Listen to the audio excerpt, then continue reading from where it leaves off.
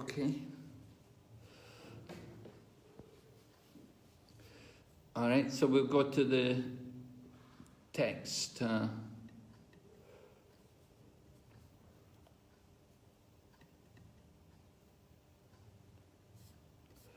We're on chapter 4.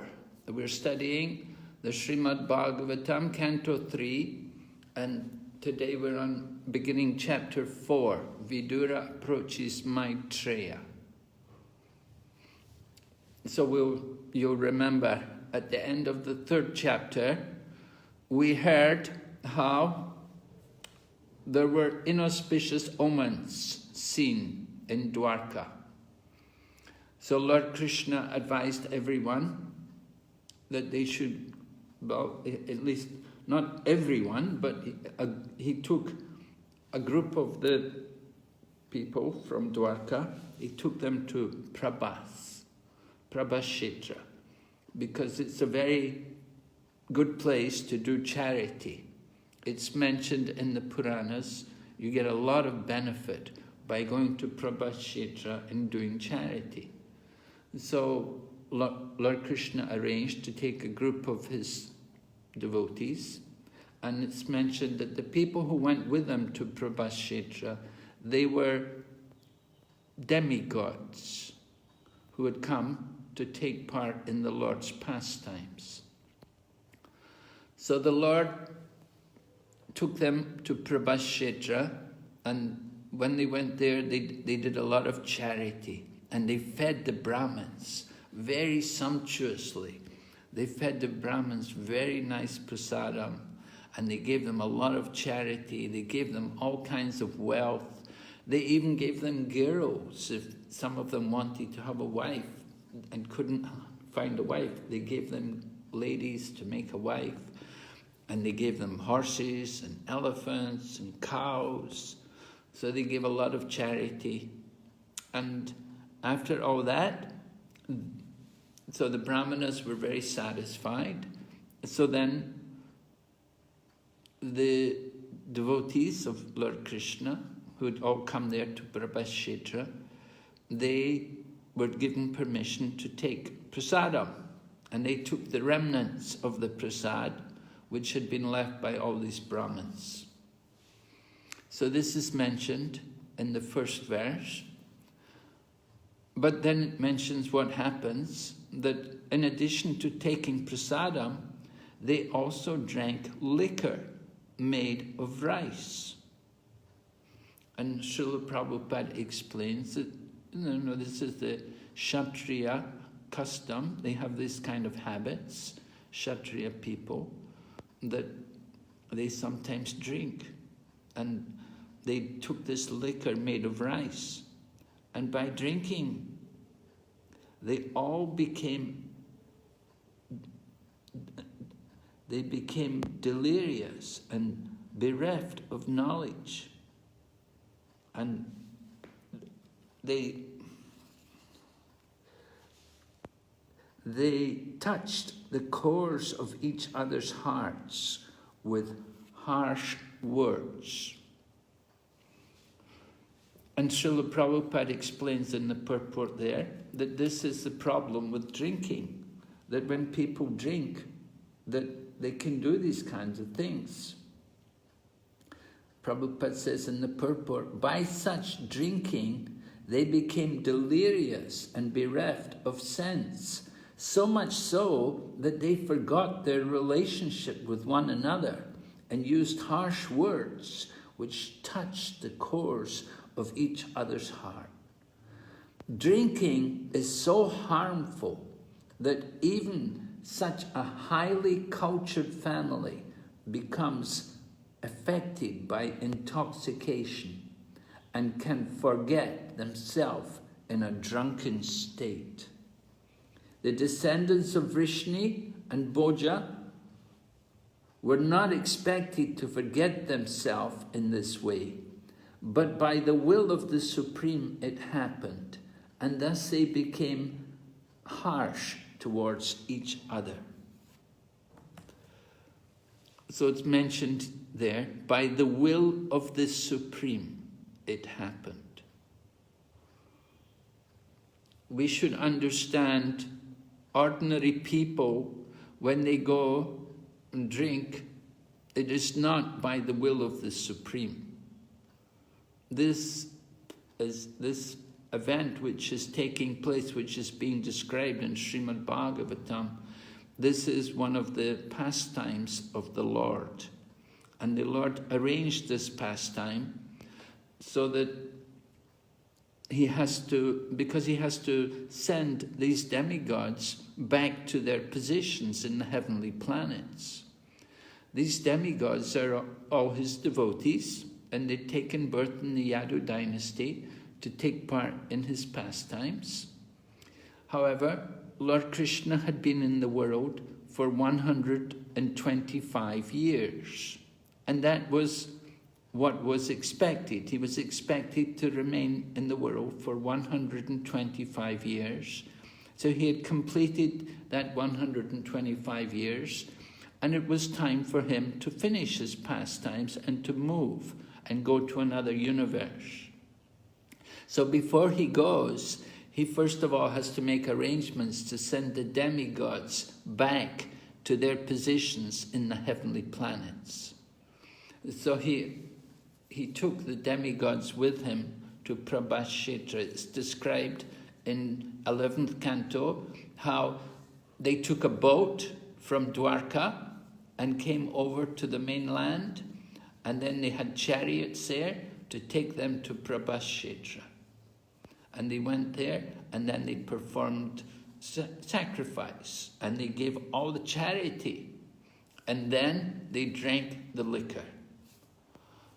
So, when they drank the liquor, they began to speak harsh words to each other. And that had its effect. But understand, this was all the arrangement of the Supreme Lord.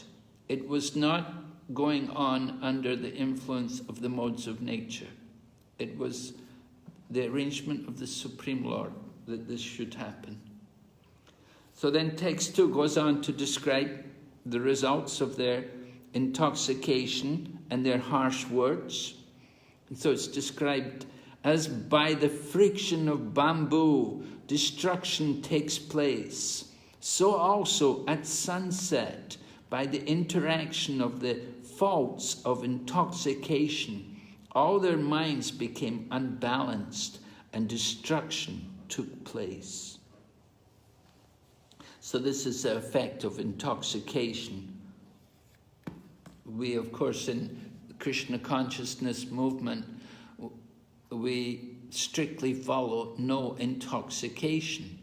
And there are many things which are prohibited. Even things like caffeine, tea and coffee, which are caffeine-based, are not encouraged in Krishna consciousness. And sometimes people have great difficulty to give up these things. And then there's other things also like smoking, cigarettes, which are also difficult for people. Drinking, of course, is also a very dangerous habit, that people become very attached to consuming alcohol. When people are affected by their uncontrolled minds and they feel depression, they often take shelter of alcohol. Of course, a very dangerous thing to do. And we see what happens here. The Yadavas are showing to all of us the results of this kind of activity. You go to intoxication, there will be harsh words spoken between each other. And ultimately, there is destruction. People become violent with each other. And this is what happened at Prabhas, that they became violent with each other, just like friction of the bamboo. So this example of the bamboo, of course, it takes place in the middle of a forest.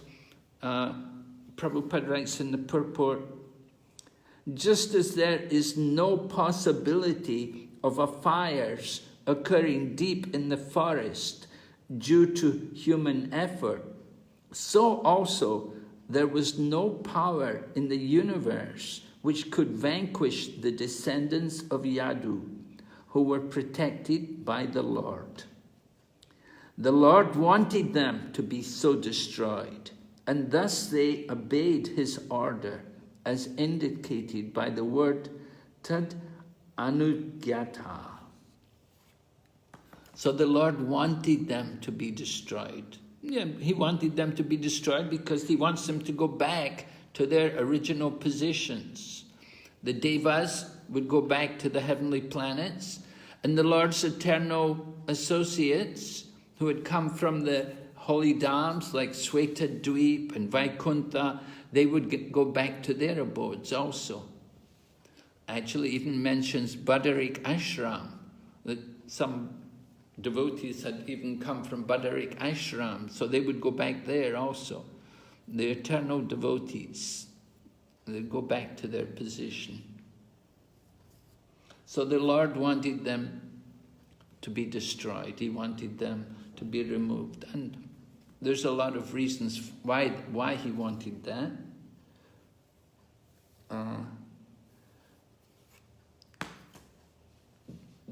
Verse number 3 then goes in to describe about Lord Krishna and how he is going to prepare to leave the world.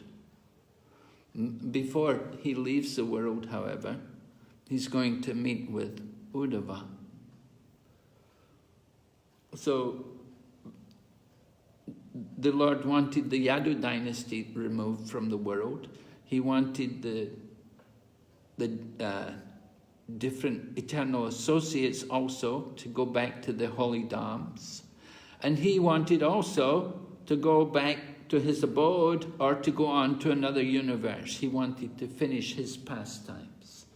So the 3 reasons why the Lord wanted this fratricidal war to take place, a battle between the family members. The Lord has to fulfill his mission. He has to complete everything.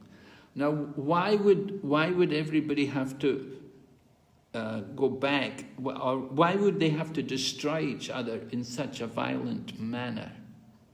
That should be understood. Why they had to, fight with each other in an intoxicated manner? Doesn't it set a bad precedent for people? But we have to understand that when Lord Krishna was present on the planet, he'd killed all the demons. So many demons had been killed by Lord Krishna. Kamsa had been killed, and all of Kamsa's friends, they'd all been killed. And then Lord Krishna had also arranged to some extent the Kurukshetra war. And during the Kurukshetra war, with the help of Bhima and Drona and Bhishma and so many great warriors, all the other Kshatriyas had been killed. So all of the burden, the demonic burden on the world had been reduced. The only burden on the earth was the Yadu dynasty. And of course, the Yadu dynasty, they're all devotees. So that's not really a problem for Mother Earth. But there are problems because the Yadu dynasty, some of the members of the Yadu dynasty were influenced, they were becoming proud. They were so powerful that nobody could oppose them. Nobody could do any harm to the Yadu dynasty. They were so powerful. And because of that power, they were becoming proud. So the Lord Krishna has to arrange for Kali Yuga. But everyone was devotee, everyone was pious and religious when Lord Krishna was present. He had removed the burden of the demons, but still the Yadu dynasty was there. That has to be removed. Mother Earth is happy, however, with the Yadu dynasty because she thinks they're my devotees. However, Lord Krishna is worried about them, that their pride is going to influence the situation. That it's not good for his devotees to become proud. And they can create turmoil on the planet. And certainly if Lord Krishna was to leave them there on the planet, that would have happened. So Lord Krishna arranges for this war to take place, that all the Yadu dynasty fight with each other and they kill each other by the arrangement of Lord Krishna. Now, we may say, well, why didn't Krishna just go back to Godhead? You know, he could just go up in the sky and go back to Godhead, and he could take the Yadu dynasty with him. Why do they have to do it so violently, in such a violent manner? But this is the arrangement of Lord Krishna, that he wants that there should be Kali Yuga. After his departure, with the departure of Lord Krishna from the world, then the Kali Yuga will begin. And with Kali Yuga, all kinds of irreligiosity will be present. Why does there need to be Kali Yuga? The reason is because people are sinful. There are sinful people there. And these sinful people have to be punished. And the punishment for them is let them take birth in Kali Yuga and be on the planet during Kali Yuga and see all the irreligiosity and see all the degradation and all the corruption and all the bad qualities of people. That is the punishment which we are enduring. We are seeing all the faults of people. Kali Yuga. Kalir dosha ni de rajan. Astihi eko mahadguna. We know from the Srimad Bhagavatam, this is famous verse, that the age of Kali is an ocean of faults. Lord Krishna wants us to see all these faults because we're sinful. Lord Krishna arranges that after his departure, the Kali Yuga will begin. And with the Kali Yuga, the degradation of society and the rise of irreligiosity. So Lord Krishna planned everything. He's arranged all of this. He arranges for the departure of the Yadu dynasty. He arranges for the Kali Yuga to begin. He has to arrange also for his own departure. So this is described coming up, that we're hearing how after all the Yadus had annihilated each other, then Lord Krishna, described in text number 3,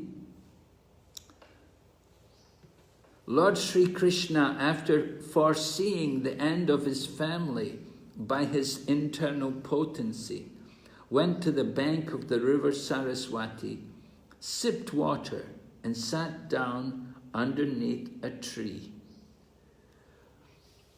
So Lord Krishna, he has arranged everything, it's mentioned here, by his internal potency.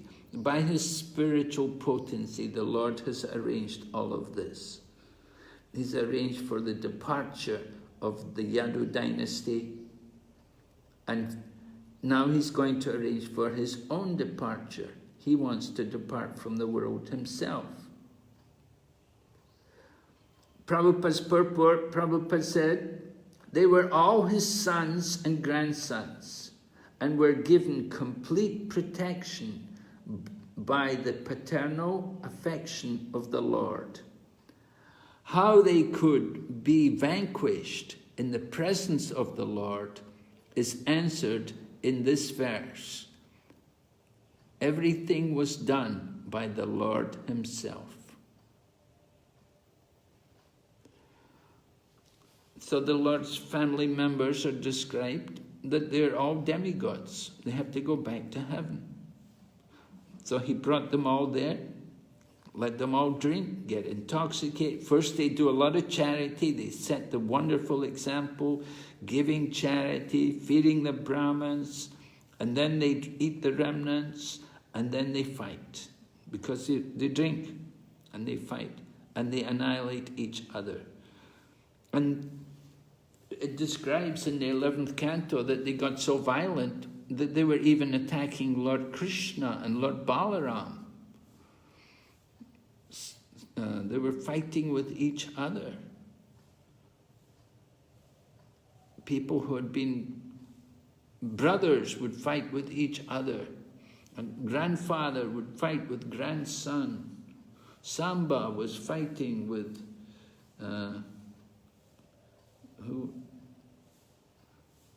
with Kunti Bhoja. Different things.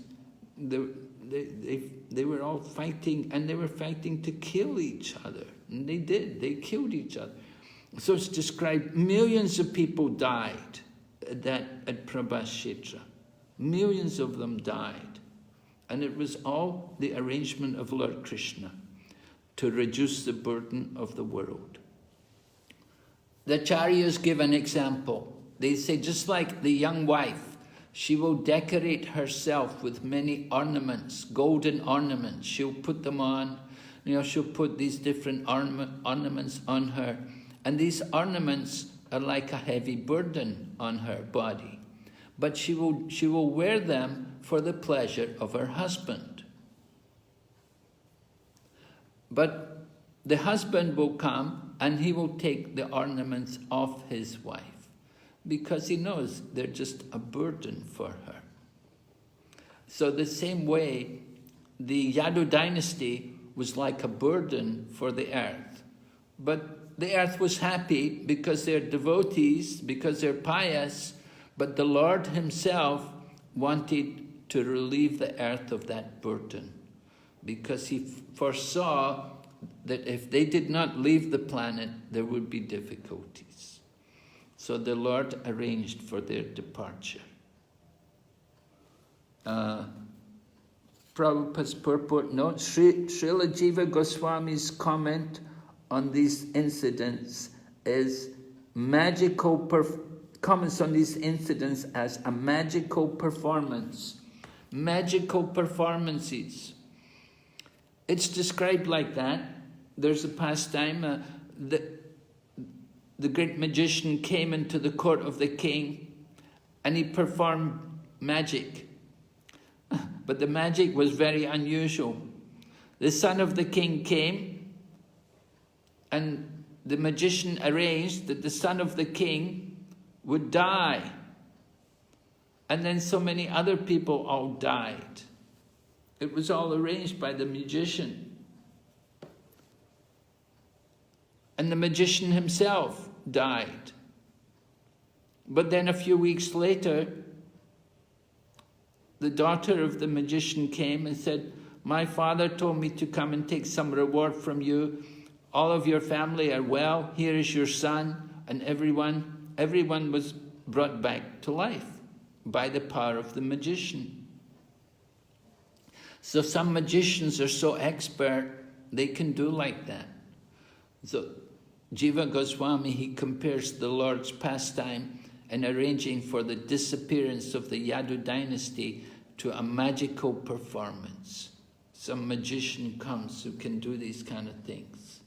So the Lord, he is the supreme magician, and he arranged for this whole thing. Of course, people are bewildered that why he has to do it like this? Lord Ramachandra, he just went back to heaven. He just went back to the spiritual world. He just went, he just rose up in the sky and went back to Godhead. Why didn't Lord Krishna do that? But if Lord Krishna had done that, then you wouldn't get the Kali Yuga, because everyone was all pious and religious. So the Lord has to arrange for the Kali Yuga. He'd killed all the demons and everybody had become religious. And so you're back to Satya Yuga, there's no Kali Yuga. But still people are sinful and they have to be punished for their sins. So Lord Krishna wants there should be Kali Yuga. And he arranges for the annihilation of the Yadu dynasty.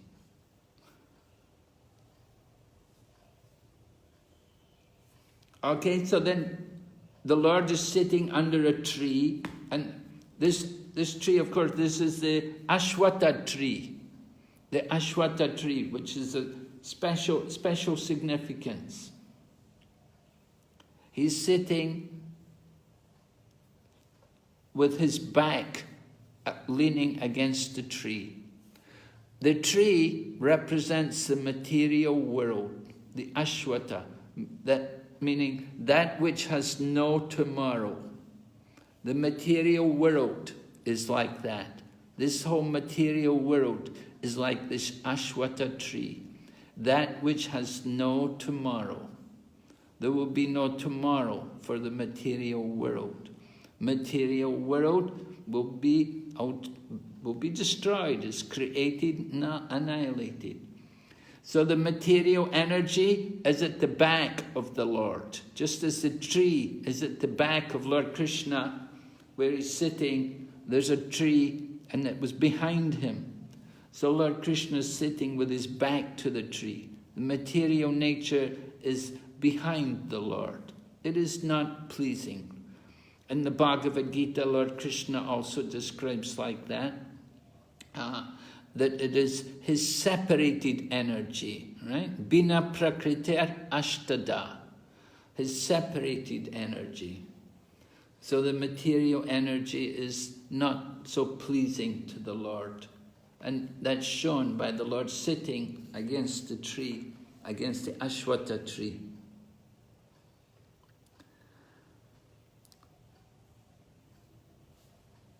So Vidura is speaking, describing the Lord. Oh no, it's Uddhava speaking. Uddhava speaking.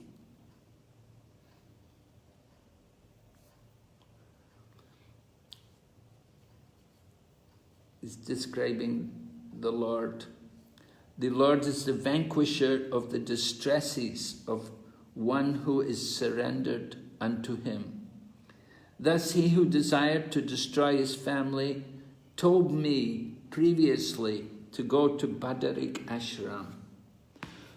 So Lord Krishna had told Uddhava that better you don't stay here in Dwarka, because Lord Krishna knew it's coming time for this annihilation of the Yadu dynasty, and it will be an unpleasant situation. So he didn't want Uddhava to have to witness that, so he suggested to Uddhava, you go to Badarik Ashram, and in Badarik Ashram you'll get the association of nice devotees there, and it will give you more taste for hearing and chanting.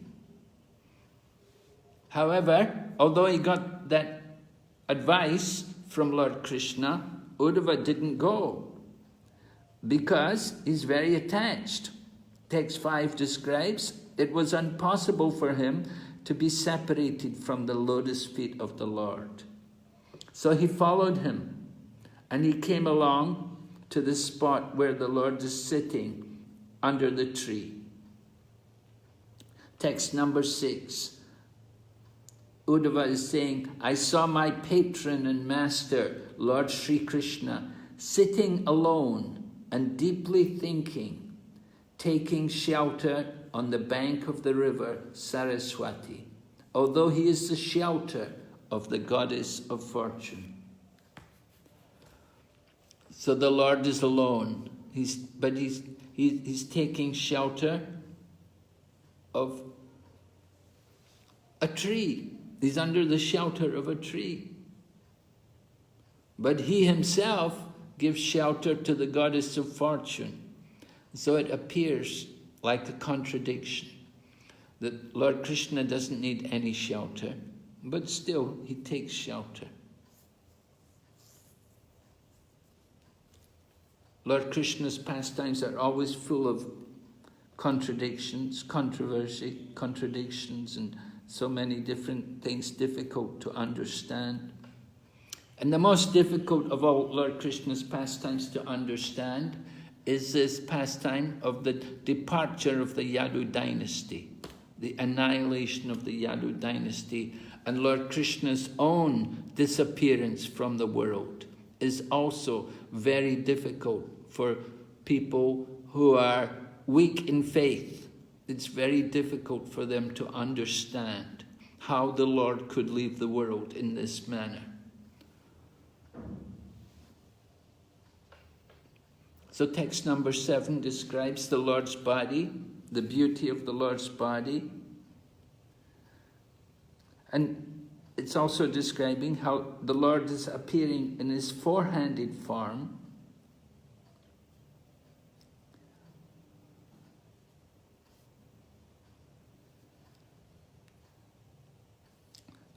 Text number 8 describes he's resting against this banyan tree, and the tree is described that it's a young tree. It's a young tree. It's not a very old tree, and it hasn't grown very far. This is described as a young banyan tree, and the significance being that this is a small universe. So because we're in a small universe, we know Lord Brahma only has 4 heads, whereas he has many, many heads in other universes. And so this is one of the smaller universes. And so the Lord is also sitting under a young banyan tree. And he's sitting in his classic pose. He's got his right leg, lotus foot. The right lotus foot is resting on the left thigh. And the lotus feet of the Lord, of course, are reddish in color. So the Lord is sitting like that, and it's, of course, that is how it happened that this hunter comes, this man who is called by the name Jara. He comes and he thinks the lotus foot of the Lord is actually, he's thinking it to be a deer. So this is a very puzzling kind of situation. You know, first of all, what's a hunter doing there at this place, at Prabhakshetra? There's just been a big war, and millions of people have been killed, and the hunter's coming, looking for a deer, and he thinks Lord Krishna's foot is a deer. Now, deers are timid animals. They're not going to come around where there are a lot of people. So how is it likely that this hunter thinks Lord Krishna's foot is a deer? Anyway, these are some of the things which are difficult to understand in this pastime, but it's all the plan of the Lord. And after the hunter fires his arrow at the foot of Lord Krishna, then Lord Krishna tells the hunter, he said, I made you do it. Jara is apologizing and he's lamenting and he's feeling very guilty that he had fired an arrow at the Lord. But the Lord said, I made you do it. I caused you to do it. One purport says that this hunter Jara is actually Bhrigu Muni. And Bhrigu Muni, remember, Bhrigu Muni had committed an offense against the Lord. He had kicked the Lord. When he was testing Brahma, Vishnu and Shiva, at that time he had come to Lord Vishnu, and Lord Vishnu was laying down and he'd kicked him on the chest. And so we see the mark of Bhrigu's foot is on the chest of the Lord. So because Bhrigu had done this, this is why he took birth as Jara. This is why he became the hunter Jara. This was the result of his sin. But he's not an ordinary hunter. And although he fired the arrow at the Lord liberated him and sent him to the spiritual world. He told Bhrigu Muni, he told him that you can go now. In that body, he sent Jara, who is not different from Bhrigu Muni, he sent him into Vaikuntha.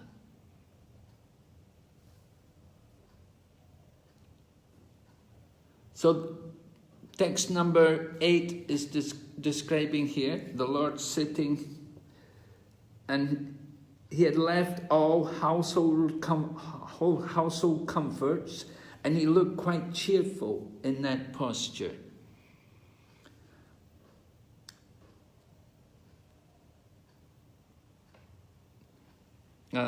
The banyan tree is also mentioned in the Bhagavad Gita. We know 15th chapter, the Bhagavad Gita, the banyan tree is compared to the tree with the roots up and the branches down. And so here also, this banyan tree is significant. Prabhupada talks about the banyan tree that does not die very quickly. Of course, banyan trees are sacred trees. We don't cut them. They have to be left.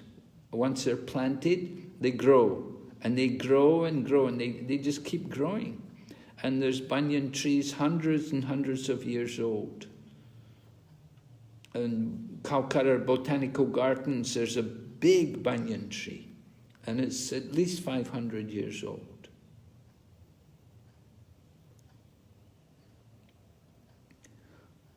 I just noted a little bit from the purport. The material energies represented by the banyan tree are all products of his internal potency and are therefore kept to his back. So the banyan tree represents the material energy, that which has no tomorrow, right? This is the nature of the material world. And it's at the back of the Lord. It's a Bina Prakritir Ashtada. It's separated energy, not so pleasing to the Lord. Anyway, the Lord is preparing to leave this world. And he has to go on with his pastimes. So while the Lord was sitting in that place, at that time, after traveling, this is text number 9, at that time, after traveling in many parts of the world, Maitreya, a great devotee of the Lord, and a friend and well-wisher of the great sage Krishna Dvaipayana Vyas, reached that spot out of his own perfect accord. So this is a significant meeting. Maitreya, who's a great devotee, he has come. Maitreya is a friend of Dvaipayana Vyas. They're friends because Maitreya is a disciple of Parashara Muni. And Parashara Muni is the father of Vyas. So Vyas is like the disciple, or he's the seminal son of Parashara, and Maitreya is the disciple. So naturally they have some affection for each other. They're both like disciples of Parashara Muni. And Maitreya, however, is not on the same level as Uddhava. Uddhava is a very, very advanced devotee. He's a very intimate associate of Lord Krishna. But Maitreya, he is more mixed with philosophical speculation and fruitive desires. He is not so much established in pure devotional service. But somehow he's come to this place where Lord Krishna is sitting, and he's got the opportunity to have the association of Lord Krishna. So Prabhupada describes here that Maitreya had come there of his own accord. So it means somehow he had some agyata sukriti, which gave him the opportunity to be there and come into the association of Lord Krishna. To get the association of great devotees is really a great blessing. Just like, you know, when Srila Prabhupada was on the planet. Now Prabhupada, he only had a few people who were serving him and who were with him. Prabhupada didn't give so much facility for everybody to come around him and be with him.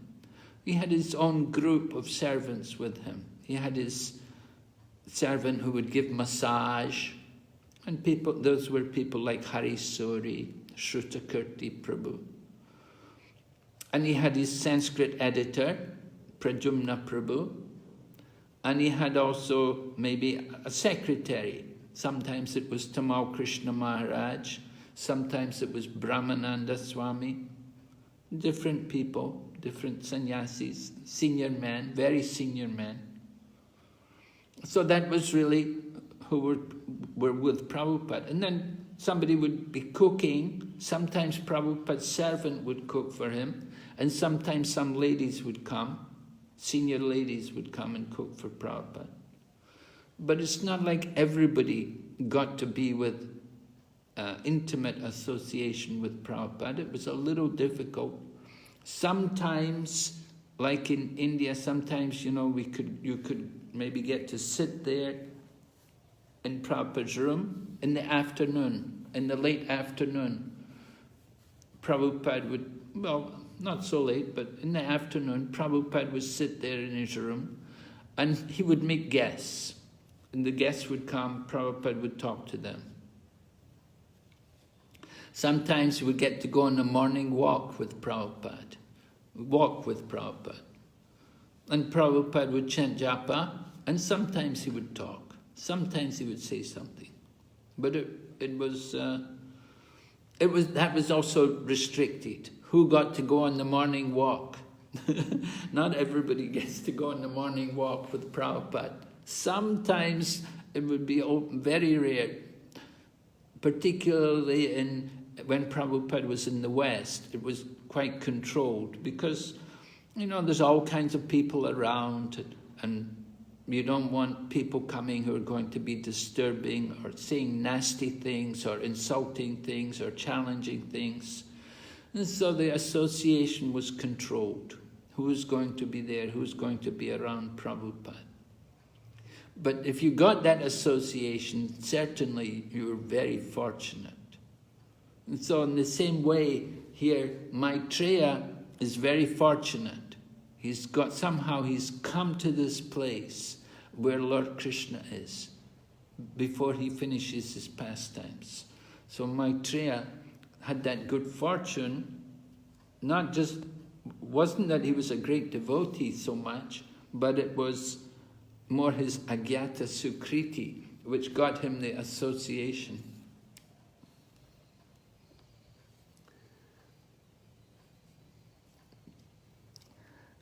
So it's described here, text number 10, Maitreya was greatly attached to the Lord and was listening in a pleasing manner. But although Maitreya is greatly attached to the Lord is more attached to Uddhava, because he knows Uddhava is more of the pure devotee. He's much more of an intimate devotee than Maitreya. Maitreya wasn't up to that level of Uddhava. Although Maitreya was much older and senior by age, he was not equal to Uddhava in terms of devotion. Uddhava is described here, Prabhupada said he was a spotless, pure devotee. Whereas Maitreya is more of a jnana bhakta. His devotion is mixed with jnana. So I've marked here in the purport of text 10, although Maitreya was a devotee, his devotion was mixed. The Lord reciprocates with his devotees on the basis of transcendental love and not on the basis of philosophical knowledge or fruitive activities.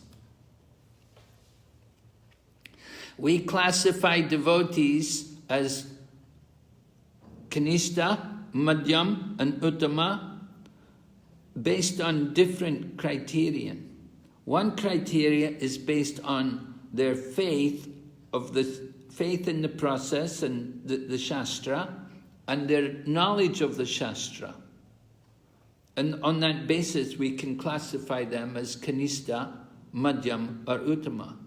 But you can also classify people as Kanishta, Madhyam, and Uttama based on their love and attraction and attachment for the Lord. That is the higher standard. So we see here in this case, Lord Krishna is giving more importance to Uddhava, because Uddhava's such a pure devotee. And Uddhava understands the importance of personal association. As it was described, Lord Krishna had told him, go to Badarik Ashram, but Uddhava couldn't bear the separation. Now sometimes people would come to Prabhupada and say, Prabhupada, I want to travel with you, I want to go everywhere with you. So Prabhupada would turn to the devotee and say, you go with him. Prabhupada would tell the devotee, he said, you go with him and give him to a sannyasi or a GBC or a temple president. And Prabhupada didn't like to collect a lot of people following him. Although it naturally happened, when Prabhupada would go somewhere, many people would come, many people would appear. When Prabhupada would come, we would be amazed how many people would come. Well, people we'd never seen before, even for years we hadn't seen them. Suddenly they would just come and they would be going, Prabhupada, Prabhupada. And Prabhupada would be reciprocating with them, oh, nice to see you, how are you, and everything. But then after Prabhupada left, then they would disappear. We'd never see them again. So this is a common scenario, when the pure devotee comes. And similarly, Lord Krishna, you could understand there must have been people like that, many people around him.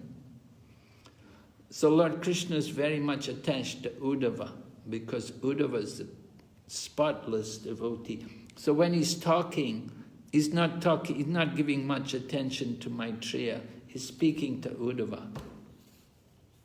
And he addresses Uddhava. He said, O Vasu, because Uddhava was one of the Vasus previously.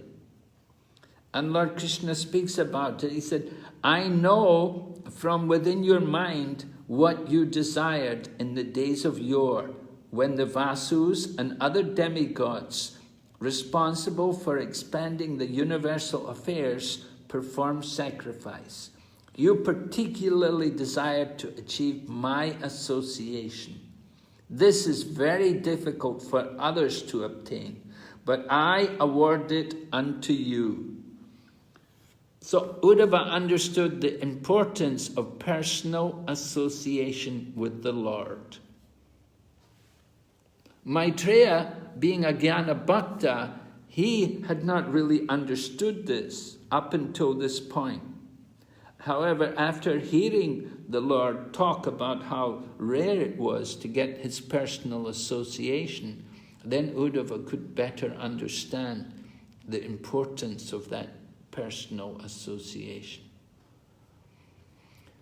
So the identity of Uddhava is revealed here by the Lord, when the Lord calls him O Vasu, that he was one of the Vasus, who are also demigods, but he's a special demigod. Now actually, I remember in the last class, somebody asked me, what about Kartikeya? And so I was reading the purport, I was reading the commentaries of Vishwanath Chakravarti Thakur, and he mentions about Kartikeya, how Kartikeya entered into the body of Samba.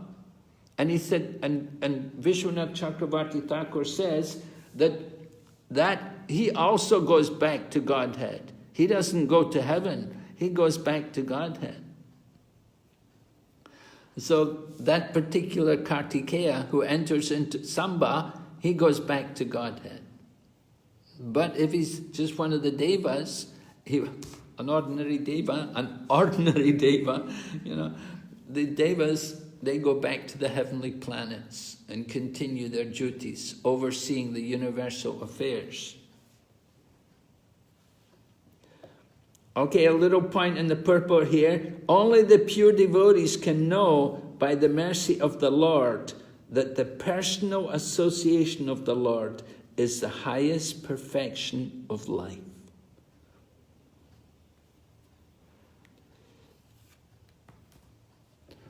Just, you could imagine if Prabhupada was here, how much you like to get his personal association. To get the personal association with the pure devotee. Prabhupada says, of course he speaks about Vani and Vapu. He said Vani is more important. But he also said those who have the opportunity to serve the Vapu, they're also very fortunate. Very, very fortunate to have the opportunity to serve the Vapu, the physical form of the pure devotee. So Uddhava has that opportunity to be with the Lord and to take advantage from his presence. So the Lord is telling Uddhava that he's going to go back to Godhead, that he will be going with he won't go with the Lord immediately, but when he finishes this life, at the end of his manifest life, he would go back to Godhead. As he said here in the purport here, the Lord assured Uddhava that he would fulfill his desire. It appears that the Lord informed him by his manifestation, by his indication to Uddhava, the great sage Maitreya finally became aware of the importance of entering into the association of the Lord. So that is one of the 5 kinds of liberation, to have the personal association of the Lord. To be on the same planet and to have the personal association of the Lord. That is liberation. Okay, text number 12.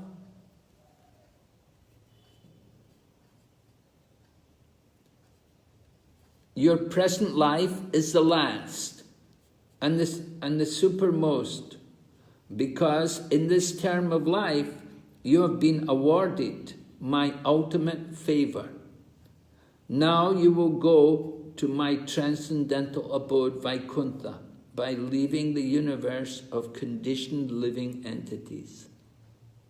Your visit to me in this lonely place, because of your pure and unflinching devotional service, is a great boon for you. So Uddhava is very fortunate because he's going to get these very special teachings from the Lord. In the 11th canto Srimad Bhagavatam, we have the Uddhava Gita. We know Lord Krishna spoke Bhagavad Gita to Arjuna. And we have the Gopi Gita. The gopis are singing about Krishna in separation from Krishna. In the 11th canto, we have Uddhava Gita, where Lord Krishna is speaking to Uddhava. And it's mentioned that the teachings which Uddhava got from Lord Krishna were not given to even Brahma. Although Brahma received the Chaturshloki Bhagavatam, that Uddhava was even more fortunate than Brahma, because he got very special teachings from Lord Krishna. And those teachings are, of course, they are attractive to Vidura. Vidura wants to hear, and he's asking, you will see, he's going to ask Uddhava to tell him, I want to hear what Lord Krishna told you.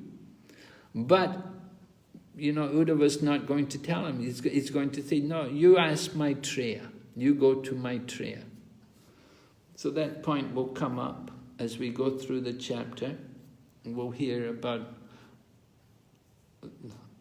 who to take instruction and who to hear from. and who to give instruction to. Uddhava didn't feel it proper to give instruction to Vidura, and he sent him to Maitreya. All right, a little point in this purport here.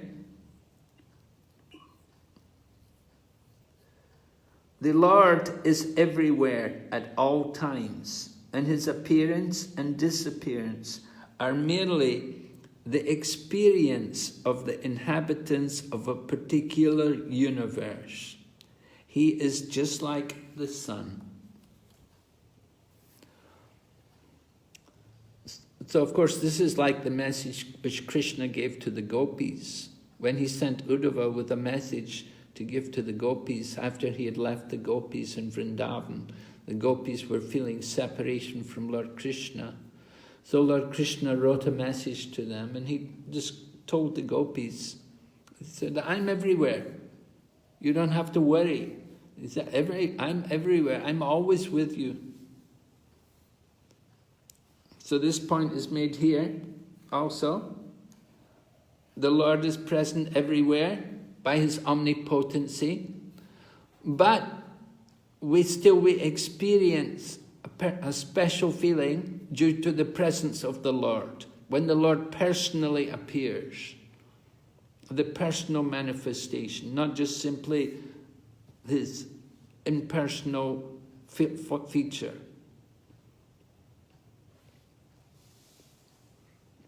So devotees, we experience the Lord. Different devotees will have different experiences. But the presence of the Lord is always there. He's within the heart of everyone. He's within everything. He's there. And he's especially present in his holy dham, in Dwarka and in Vrindavan, Mathura. He's always there. He resides there eternally. He never leaves there. Who can see him? Those who are qualified can see him. The qualification to see the Lord, Prabhupada always said, there's only one qualification to see the Lord, and he quotes the Brahma Samhita verse, Premanjana Charita Bhakti Vilochanin.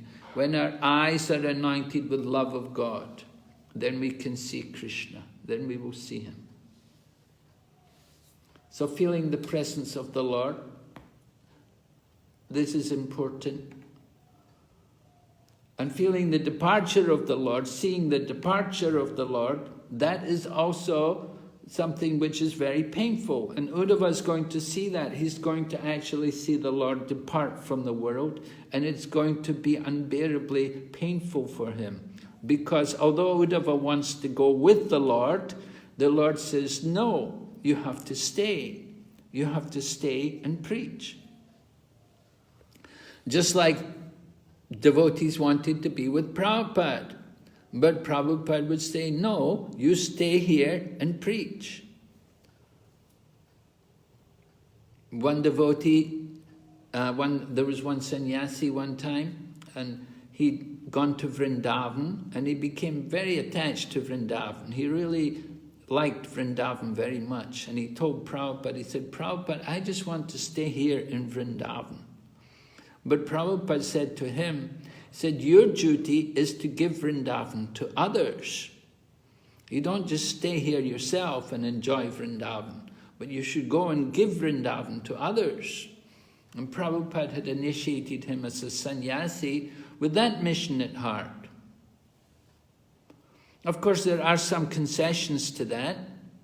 Just like Prabhupada also says, is that if you travel and preach when you're young, then in your old age, you can go to Vrindavan and sit down and read the books of the Goswamis. He said, Prabhupada told us, he said, because I did not travel and preach when I'm a young man, so I have to do it in my old age. But Prabhupada encouraged the devotees, he said, when you're young at least, you should dedicate your youth to traveling and preaching and distributing Krishna consciousness. Then in the old age, at the end of life, you can sit down in the holy place and read the books of the Goswamis. So Krishna is not for us to enjoy, but we want to share, we want to give Krishna to others. So Lord Krishna gave that kind of instruction to Uddhava. He didn't want Uddhava to go back to Godhead with him. He said, you go to Badarik Ashram. And he even gave him a message to deliver.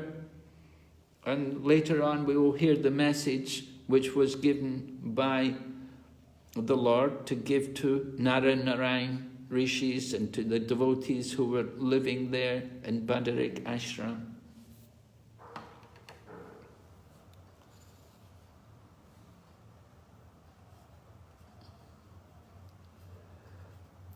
Okay, so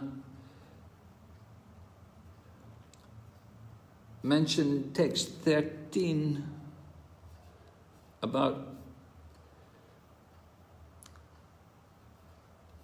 the Lord's transcendental glories.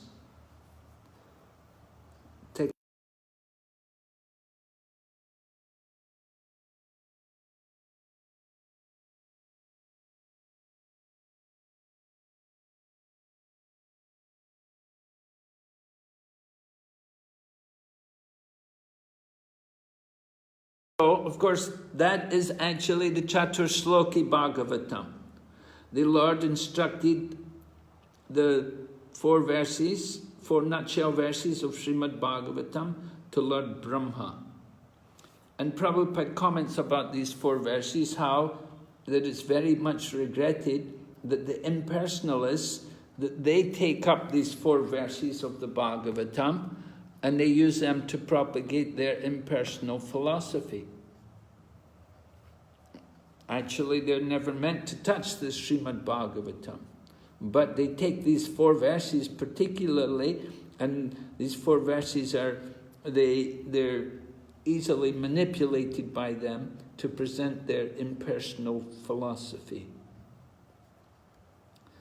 Prabhupada quotes here at the end of the purport, Sridhar Swami also explains in this connection that the same concise form of the Bhagavatam concerned the pastimes of Lord Krishna and was never meant for impersonal indulgence. So the same concise form of the Bhagavatam means the Chaturshloki it concerns the pastimes of Lord Krishna, and it's not meant for impersonalism.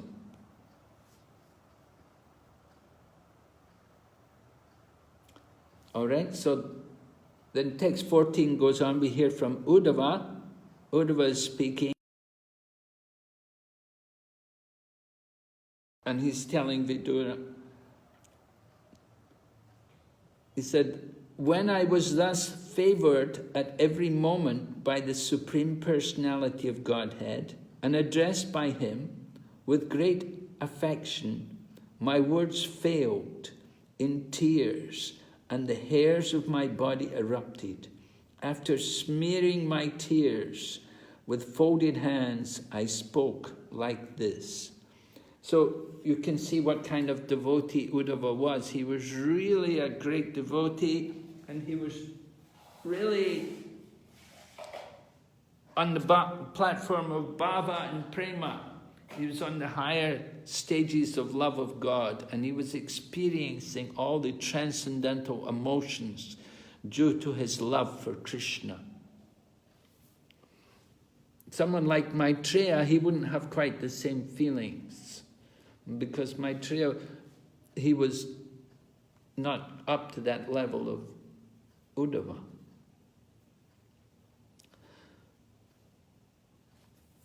So text 15 describes Uddhava speaking.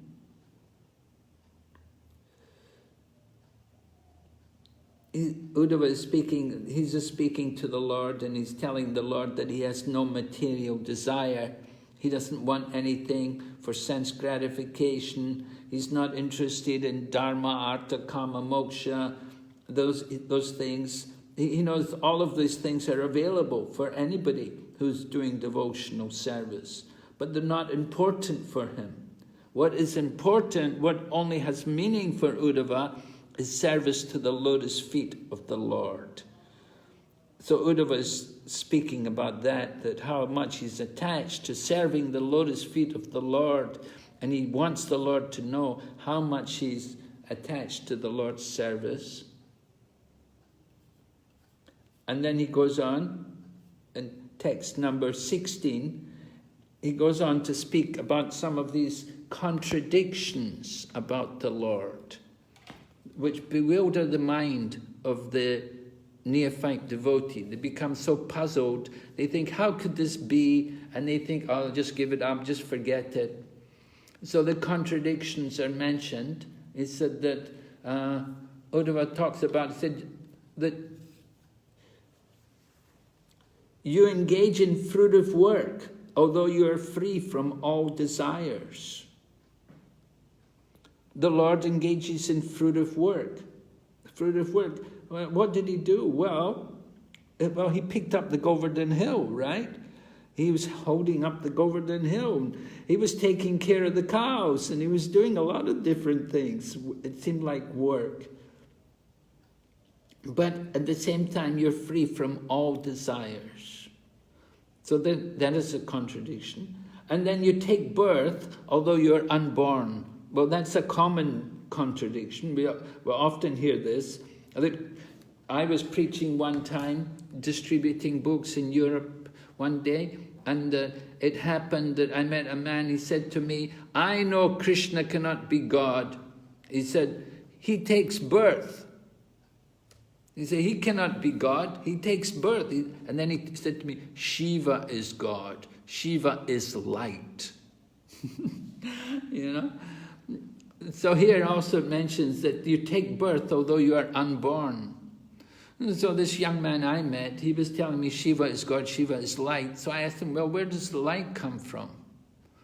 He'd never thought about that. He couldn't understand how the Lord can perform these wonderful pastimes which bewilder the mind of everyone. That he takes birth, but although he's unborn. He takes birth for the pleasure of his devotee. Of course, his birth is not like our birth. He doesn't take birth like we do, and very different field. His birth is always transcendental. And then you flee out of fear of your enemy and take shelter in a fort, although you are the controller of an invincible time. So this is referring to the Lord moving the people of Mathura to Dwarka. When Lord Krishna was, I mentioned before, I think, Lord Krishna was in Mathura, they were attacked by Jarasandha. Jarasandha had attacked 17 times and been defeated 17 times.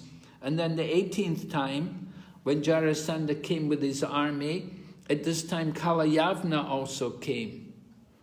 And so Kalayavana had like 3 million people in his army. He had a huge army. And there was just so many people, and they were all trying to invade Mathura. So at that time, Lord Krishna moved all the inhabitants of Mathura to Dwarka. So this is being referred to here, that out of fear of the enemy, you build a fort. They made the fort at Dwarka, but at the same time, you're the controller of invincible time. So Lord Krishna doesn't have to fear anybody. Fear personified is afraid of Krishna. But it's a pastime, it's a leela. Lord Krishna wanted to create the Dwarka fort. Seemingly he wants to protect all of his devotees. But he's not afraid. And he's known as Ranchor, leaving the battlefield. Jarasandha said, you coward, you ran away from the battlefield, you're Ranchor. Ranchor is not a very nice name for someone, but for Lord Krishna, it's a pastime. Lord Krishna went away from the battlefield, and Kalayavana followed him, and Kalayavana got his fate. He was burned to ashes by Muchukunda. So this was all the plan of Lord Krishna. Lord Krishna was arranging for all of these different demons to meet their ends. And then another contradiction is given, that you enjoy householder life, accompanied by many women, although you enjoy in yourself. So we know that Lord Krishna is certainly, he's self-sufficient. He doesn't need so many women for his, but at the same time, he enjoys with many women. So this is another contradiction. It appears contradictory and bewildering for the minds of the neophyte devotees. How to understand these things? We should understand that very difficult to explain them, to understand them. Just hear. We just have to hear about these things. There's no question of explaining them or understanding them. We'll go on, it'll be one contradiction after another.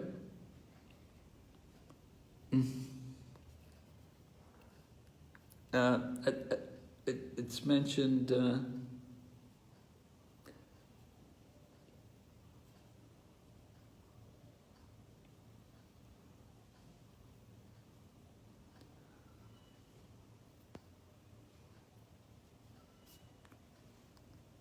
here. All these apparent contradictory happenings bewilder even the greatest learned scholars, who thus bewildered cannot understand whether inactivity is a fact or whether his activities are only imitation. So even the greatest scholars are bewildered.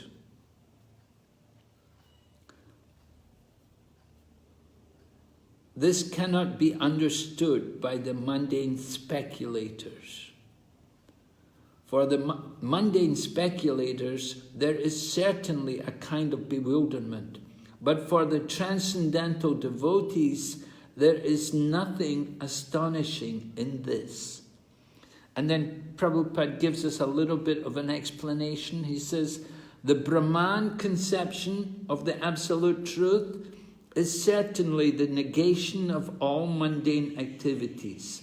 But the Para-Brahman conception is full with transcendental activities.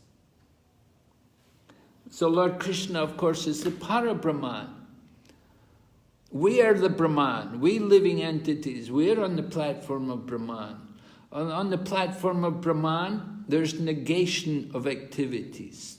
But Prabhupada says for the Para-Brahman, it's full with transcendental activities.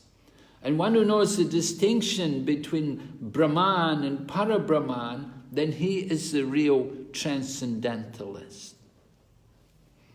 So for the Supreme Brahman, there's no question of negation. He doesn't have to negate anything.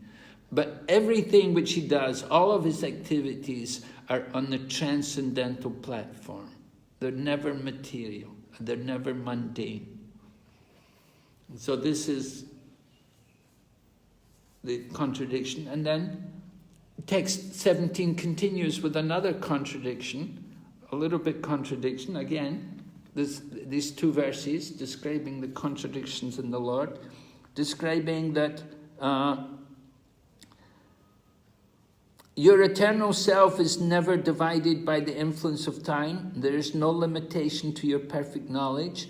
Thus you are sufficiently able to consult with yourself, yet you called upon me for consultation, as if bewildered, though you are never bewildered. And thus, this act of yours bewilders me. So Uddhava is saying, you know everything. Why do you ask me? Why do you consult me?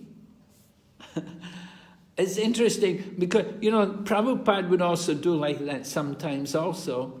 And Prabhupada would call call the devotees into his room and say, what do you think? What should we do? You know, what are we going to do about this? And I remember Sridhar Swami, who is my godbrother, who has departed from the world now.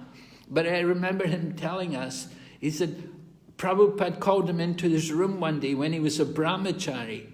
He was in Bombay, he was serving, making life members there. And he called Sridhar into his room and he asked Sridhar, he said, Sridhar, what do you think? What should we do? And Sridhar said, he said, I just looked at Prabhupada. What, gee, Prabhupada, I don't know what we should. You know, he was just so surprised and so overwhelmed that Prabhupada would ask his opinion. But Prabhupada would do that with devotees. He would ask them, what do you think? What should we do?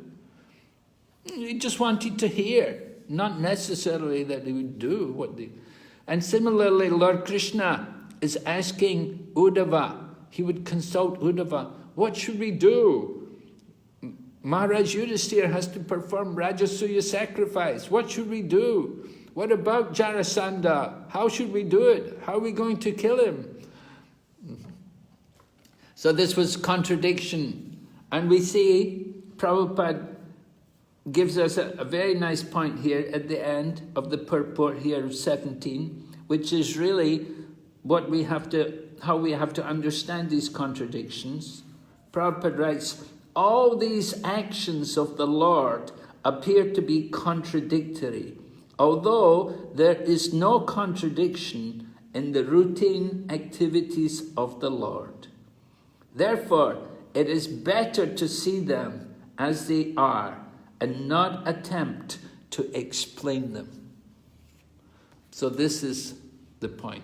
Better to see them as they are and not attempt to explain them. There's no contradiction in the Lord. So this is the point here, which is Prabhupada's guiding us how to understand these difficulties, these seeming contradictions which appear in the Lord's pastimes. And the Acharyas quote 10th chapter Bhagavad Gita part 2, Name Risha Suraya, that even the great sages like Vyasa and the demigods like Brahma, that they're bewildered. They can be bewildered by the pastimes of the Lord. So there's nothing to be ashamed that we cannot understand or we cannot explain. We just simply try to hear.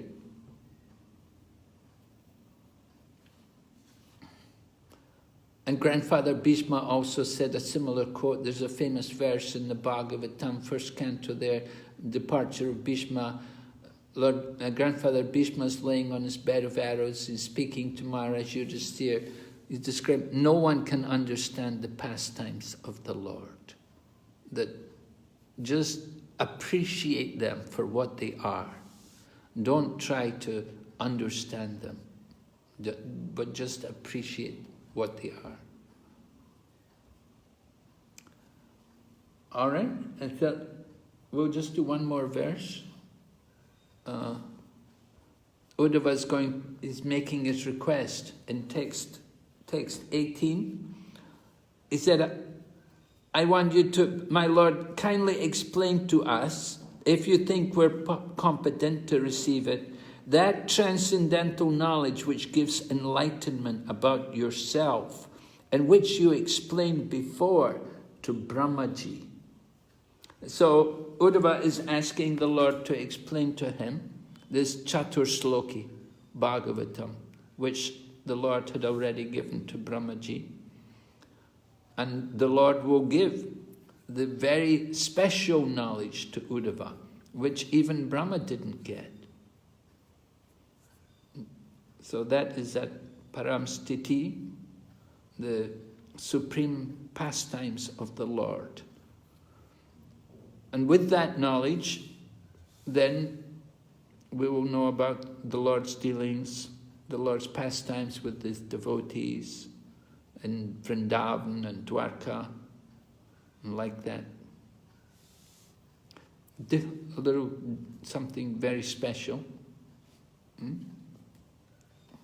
Prabhupada says here, Uddhava requested that the Lord please enlighten him with the knowledge of Srimad Bhagavatam, as previously instructed to Brahmaji.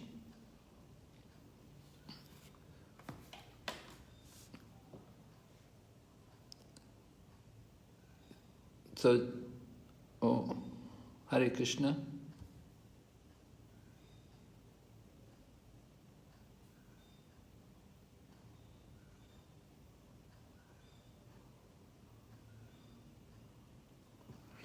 No disconnection here.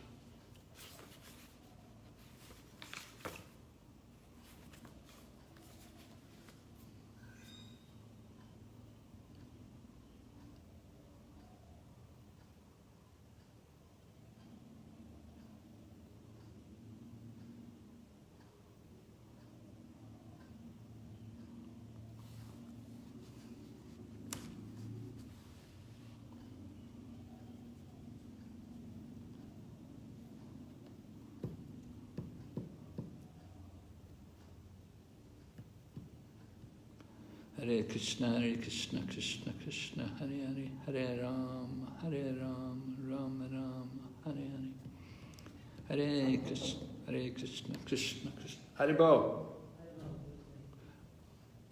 Bahai Jankar. I'm in Yeshua.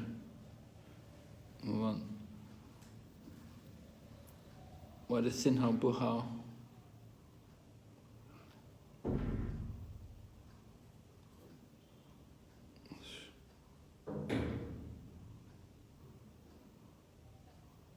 Hare Krishna, Krishna Krishna, Hare Rama, Ram Rama, Hare Krishna, Krishna Krishna, Hare Rama, Ram Rama, Hare Krishna, Krishna Krishna, Hare Rama, Ram Rama.